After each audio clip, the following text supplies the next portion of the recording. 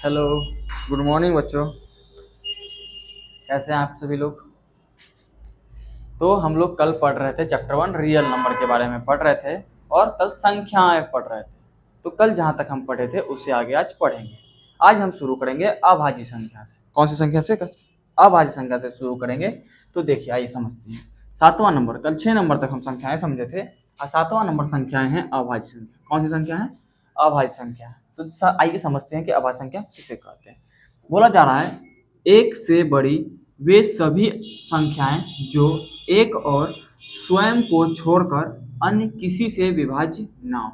यानी कि यहाँ पे कहा जा रहा है कि ऐसी कोई भी संख्या जो एक से बड़ी है, अगर वह संख्याएं एक से कटती है और स्वयं से कटती है तो वह क्या है? अभाज्य संख्या है। इसके अलावा अगर किसी संख्या से कटती है तो वह अभाज्य संख्या नहीं है। ठीक है। एग्जाम्पल के तौर पे हम देखेंगे तो 2 है, 3 है, 5 है, 7 है, 11 है, 13 है, 15 है, सॉरी 15 नहीं होगा, 17 है, 19 है इत्यादि। ये सभी जो संख्याएं होंगी ये सभी अभाज्य संख्याएं होंगी। अब अभाज्य संख्या समझ लिए। अब इसके बाद बात आता है कि अभाज्य संख्या सबसे छोटी अभाज्य संख्या क्या होगी, 2 अंकों की सबसे छोटी अभाज्य संख्या क्या होगी, उससे बड़ी अभाज्य संख्या क्या होगी। तो आइए हम लोग वो समझते हैं। सबसे पहले तो बोला जा रहा है कि देखिए यहाँ पे बोला जा रहा है इस लाइन में कि सबसे छोटी अभाज्य संख्या जो है वो 2 है। ये याद रखने योग्य बातें हैं। ठीक है, ज़्यादा याद रखिए, ऑब्जेक्टिव में पूछता है ये सब। सबसे छोटी अभाज्य संख्या जो है वो 2 है। 2 अंकों की सबसे छोटी अभाज्य संख्या जो है 11 है। कितनी है? 2 अंकों की जो सबसे छोटी अभाज्य संख्या है वह 11 है। उसके बाद 2 अंकों की जो सबसे बड़ी अभाज्य संख्या है वह 97 है। कितनी है? 97। 2 अंकों की देखिए यहाँ सबसे बड़ी अभाज्य संख्या जो लिखी हुई है कितनी है? वह 97 है। उसके बाद यहाँ इसके ये समझने के बाद बात आता है कि 1 से 50 तक में कितनी अभाज्य संख्या है, 1 से 100 तक में कितनी अभाज्य संख्या है। तो 1 से 50 तक में जो है 15 अभाज्य संख्या है और 1 से 100 तक में 25 अभाज्य संख्या है। जैसे कि देखिए 1 से 50 तक में 15 अभाज्य संख्या और 1 से 100 तक में 25 अभाज्य संख्याएं हैं। ठीक है। अब बोला जा रहा है कि 2 अभाज्य संख्या का मौसा क्या होगा? तो 1 होगा। याद रखिए, कितना भी अभाज्य संख्या ले लेंगे, अगर 2 अभाज्य संख्याओं के बीच का मौसा निकालना होगा तो बिना सोचे समझे 1 लिख सकते हैं, क्योंकि 2 अभाज्य संख्या का मौसा कितना आता है? 1 आता है। ठीक है। अब उसके आगे आएंगे तो बोला जा रहा है कि सबसे छोटी भाज्य एवं अभाज्य संख्या का गुणनफल क्या होगा। तो सबसे छोटी जो भाज्य संख्या होती है वो 4 होती है, तो ये 4 लिख देंगे। और सबसे छोटी अभाज्य संख्या जो होती है वो 2 होती है। दोनों का गुणनफल पूछा तो दोनों का गुना कर देंगे तो आंसर आ जाएगा 8। ये हमारा क्या हो जाएगा? आंसर। ठीक है। अब ये था हमारे अभाज्य संख्या के बारे में। ठीक है। अभाज्य संख्या उम्मीद करते हैं कि आप लोग अच्छे से समझ चुके होंगे, तो इसके आगे भी पढ़ेंगे। 8वां नंबर है सह अभाज्य संख्या। ठीक है। सह अभाज्य संख्या क्या होती है? देखिए क्या लिखा हुआ है पहले पढ़ लेते हैं। ऐसी 2 संख्या जिसका मौसा 1, यानी कि ऐसा कोई भी 2 संख्या लेंगे जिसका मौसा 1 आना चाहिए, वो क्या होती है? सह अभाज्य संख्या होती है। ये सह अभाज्य संख्याएं होती है। एग्जाम्पल के तौर पे 2 और 3 का मौसा यदि निकालेंगे, जैसे कि 2 और 3 का अगर मौसा निकालेंगे तो 2 से एक बार में 2 कट जाएगा, 3 में से 2 घटाएंगे 1 बचेगा, 1 से भाग देंगे 2 में तो 2 बार में 2 कट जाएगा। तो आंसर कितना आ जाएगा हमारा? HCF 1 आ जाएगा। तो यहाँ पे यही बताया जा रहा है कि ऐसी 2 संख्या लेंगे जिसका मौसा 1 आएगा, वह संख्याएं सह अभाज्य संख्याएं कहलाते हैं। ठीक है। उम्मीद करते हैं आप लोग अभाज्य संख्या भी समझ गए होंगे और सह अभाज्य संख्या भी समझ गए होंगे। ठीक है। सह अभाज्य संख्याएं समझ गए होंगे। उसके अब देखिए उसके आगे पढ़ेंगे हम लोग परिमेय संख्या। ठीक है। 9वां नंबर देखिए, यहाँ ध्यान दीजिए। 9वां नंबर। ठीक है। 9वां नंबर है परिमेय संख्या। कौन सी संख्या है? परिमेय संख्या। समझिए, सीधा सा बात है कि ऐसी संख्या, ठीक है, ऐसी संख्या जिसे P/Q के रूप में हम लोग लिख सकते हैं। ठीक है। जिसे हम P/Q के रूप में लिख सकते हैं उसे कहते हैं परिमेय संख्या। ठीक है। लिखा हुआ देखिए यहाँ पे, ऐसी संख्या जिसे P/Q के रूप में लिखा जा सके। ठीक है। जैसे कि 2/3 हो जाएगा, ये भी P/Q के रूप में। 9/17 हो जाएगा। -2 लिखा हुआ है डायरेक्ट, इसके नीचे देखिए 1 लगा हुआ है, ये भी P/Q के रूप में आ जाएगा। 5/1 P/Q के रूप में। और ये जो 0 है, ये 0 भी 0 के बट्टे में 1 होगा, इसीलिए 0 भी P/Q के रूप में लिखा हुआ है। ये था हमारा परिमेय संख्या के बारे में। हाँ, और यहाँ पे याद रखने योग्य बातें देखिए, याद रखने योग्य बातें हैं कि √1, √4, √9, √16, √25 हो तो यह परिमेय संख्या होगा, क्योंकि √1 का वर्गमूल निकालेंगे तो 1 आएगा और 1 p/q के रूप में है, इसीलिए यह परिमेय संख्या है।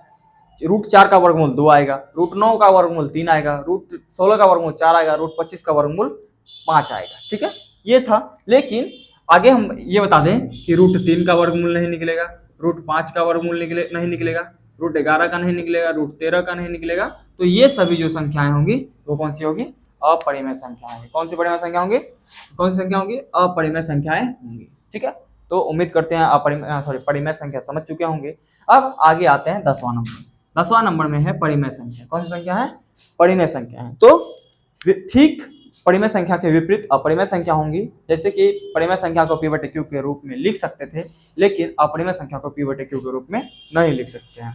देखिए, आइए समझते हैं। ऐसी संख्या जिसे p/q के रूप में नहीं लिख सकते हैं, उसे क्या कहते हैं? अपरिमेय संख्या कहते हैं। एग्जाम्पल के तौर पे √2 नहीं लिख सकते हैं, √3 नहीं लिख सकते हैं, √5 नहीं लिख सकते हैं। इसलिए ये सभी p/q के रूप में नहीं लिख सकते हैं, इसलिए ये सब अपरिमेय संख्या है। और पाई जो हमारा पाई होता है, पाई ये हमारा पाई है, पाई का मान भी पाई जो होता है, पाई अपरिमेय संख्या होता है, लेकिन पाई का मान जो होता है वो परिमेय संख्या होता है। जैसे कि नोट के तौर पे यहाँ नोट में लिख दिया गया है कि पाई का मान परिमेय संख्या है। ठीक है, यह है पाई का मान परिमेय संख्या है। तो उम्मीद करते हैं अपरिमेय संख्या परिमेय संख्या भी समझ चुके होंगे। और एक बात आगे आता है 12वां नंबर। देखिए, √2 हमारा परिमेय संख्या है। सॉरी, ये 2 जो है, ये 2 हमारा परिमेय संख्या है। √2 अपरिमेय संख्या है, 3 परिमेय है, √3 अपरिमेय है, -2 परिमेय है, पाई अपरिमेय है, 22/7 परिमेय है। ठीक है, तो बोला जा रहा है कि परिमेय संख्या को यदि अपरिमेय संख्या में जोड़ देंगे तो हमारा बनेगा वास्तविक संख्या। कौन सी संख्या बनेगी? वास्तविक संख्याएं बनेंगी। यदि परिमेय संख्या को अपरिमेय संख्या में जोड़ते हैं तो कौन सी संख्या बनेगी? तो वास्तविक संख्याएं बन जाएंगी। ठीक है, यहाँ तक समझने के बाद हम थोड़ा सा एक चीज और समझेंगे। तो उम्मीद आप लोग जो है कि इसको थोड़ा सा नोट कर लीजिए। हम हट जाते हैं, स्क्रीनशॉट ले लीजिए आप लोग, बाद में इसको नोट कर लीजिएगा अपने कॉपी में। थोड़ा सा हम हट जाते हैं, इसको क्या कीजिए आप लोग नोट कर लीजिए। ठीक है, उसके बाद हम इसे आगे पढ़ाना स्टार्ट करते हैं।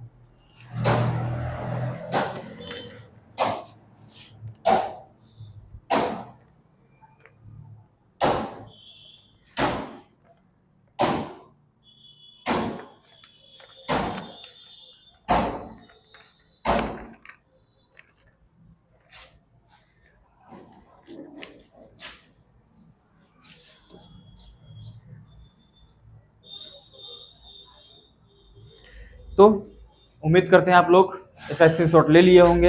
अब हम इससे आगे बढ़ने का प्रयास करेंगे। इससे आगे जो बढ़ेंगे हम एक चीज नोट में मार के पढ़ना पड़ेगा कि हम लोग, एक सेकेंड रुक जाइए, थोड़ा सा मिटा लेने दीजिए हमको।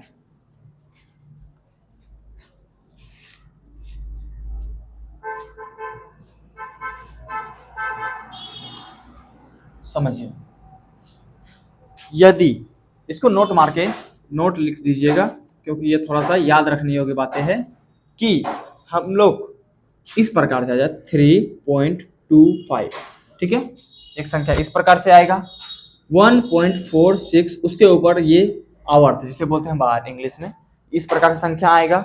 और एक संख्या आएगा 1.21, 221, 2221, इस प्रकार से संख्या आएगी। तो इन सभी संख्याओं को क्या बोलेंगे? परिमेय है या फिर अपरिमेय है? तो समझिए, थोड़ा सा बात को इधर समझ लीजिए कि ये जो 3.25 है इसको कहेंगे परिमेय संख्या। कौन सी संख्या कहेंगे? परिमेय संख्या बोलेंगे। 1.46 है, उसके ऊपर आवर्त है, बार है, तो उसको भी बोलेंगे परिमेय संख्या। क्या बोलेंगे? परिमेय संख्या बोलेंगे। लेकिन ये जो रिपीट हो रहा है 221, 2221, तो इसे कहेंगे अपरिमेय संख्या। क्या कहेंगे? अपरिमेय संख्या कहेंगे। ठीक है, ये था याद रखने योग्य बातें। ठीक है, इसको भी थोड़ा सा नोट कर लेंगे आप लोग। अब ये समझने के बाद हम थोड़ा सा आगे बढ़ेंगे और समझेंगे कि मान लिए कि ये हमारा 2 है। क्या है? ये हमारा 2 है। 2 क्या है? परिमेय संख्या है। ये आप सभी लोग जानते हैं कि 2 क्या है, परिमेय संख्या है। और √2 ले लेते हैं। √2 हमारा क्या है, अपरिमेय संख्या। कौन सी संख्या है, अपरिमेय संख्या। अगर हम इन दोनों को जोड़ेंगे तो कौन सी संख्या बनेगी, दोनों को घटाएंगे तो कौन सी संख्या बनेगी, गुना करेंगे तो कौन सी संख्या बनेगी, और भाग करेंगे तो कौन सी संख्या बनेगी, ये समझेंगे। सबसे पहले जोड़ करते हैं। क्या करते हैं, जोड़। 2 प्लस √2, ठीक है। तो 2 √2 हो जाएगा। तो ये कौन सी संख्या बनेगी, ये परिमेय संख्या और ये अपरिमेय संख्या। परिमेय संख्या और अपरिमेय संख्या को जोड़ेंगे तो क्या बन जाएगा, अपरिमेय। क्या बन जाएगा, अपरिमेय संख्या बनेगा। परिमेय संख्या को और अपरिमेय संख्या, परिमेय संख्या और अपरिमेय संख्या को जोड़ेंगे तो आंसर आ जाएगा अपरिमेय संख्या। अब आता है घटाव। क्या आता है, घटाव। परिमेय संख्या और अपरिमेय संख्या, सॉरी अपरिमेय संख्या घटा करना है। तो परिमेय संख्या को, ये परिमेय संख्या घटा किया अपरिमेय संख्या को, तो आंसर क्या आ जाएगा, यहाँ भी हो जाएगा अपरिमेय संख्या, ठीक है। परिमेय संख्या को जोड़ेंगे तो भी अपरिमेय संख्या, परिमेय और अपरिमेय को जोड़ेंगे तो भी परिमेय संख्या, अपरिमेय संख्या, परिमेय और अपरिमेय को घटाएंगे फिर भी अपरिमेय संख्या। अब आता है गुणा की बारी। गुणा करेंगे, 2 परिमेय संख्या गुना √2 अपरिमेय संख्या, तो 2 √2 हो जाएगा। तो फिर 2 √2 भी अपरिमेय संख्या ही होगा। क्या होगा, अपरिमेय संख्या ही होगा। फिर उसके आगे भाग कर लेंगे। क्या करेंगे, भाग। 2 भाग √2, ये 2 से ये √2 कटा देंगे तो आंसर आएगा, सॉरी √2 से 2 कटा देंगे, आंसर आएगा √2। तो √2 आएगा, जो ये 2 √2 भी क्या हो जाएगा, अपरिमेय संख्या। क्या हो जाएगा, अपरिमेय संख्या हो जाएगा, ठीक है। तो हम लोग कह सकते हैं कि परिमेय संख्या और अपरिमेय संख्या को जोड़ेंगे तो भी अपरिमेय संख्या होगा, परिमेय संख्या और अपरिमेय संख्या को घटाएंगे फिर भी अपरिमेय संख्या होगा, परिमेय संख्या और अपरिमेय संख्या को गुना करेंगे फिर भी अपरिमेय संख्या होगा, और परिमेय संख्या और अपरिमेय संख्या को भाग देंगे फिर भी अपरिमेय संख्या होगा, ठीक है। यहाँ तक हम उम्मीद करते हैं समझ में आ गया होगा। इसके यहाँ से क्या कीजिए, आप लोग थोड़ा सा नोट कीजिए। हम हट जाते हैं, आप थोड़ा सा इसको क्या कीजिए, नोट कर लीजिए, नहीं तो स्क्रीनशॉट ले लीजिए। इससे आगे हम थोड़ा सा और पढ़ाएंगे, थोड़ा सा बता देंगे। इसके बाद जो है हम स्टार्ट करेंगे यूक्लिड विभाजन एल्गोरिथम, जो कि कल हम टॉपिक पर लिखा हुआ था। उस टॉपिक के बाद जो संख्याएं के बाद जो था यूक्लिड विभाजन एल्गोरिथम का टॉपिक था, तो वो पढ़ाएंगे हम। फिलहाल आज भर पहले इसको नोट कीजिए, इसके बाद थोड़ा सा हम कुछ और बताएंगे, ठीक है। नोट कीजिए।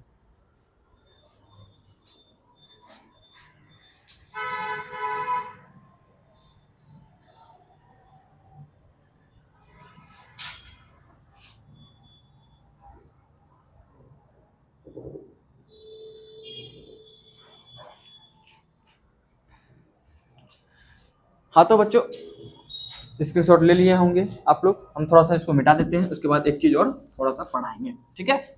इसको पहले हम मिटा देते हैं, साफ कर देते हैं।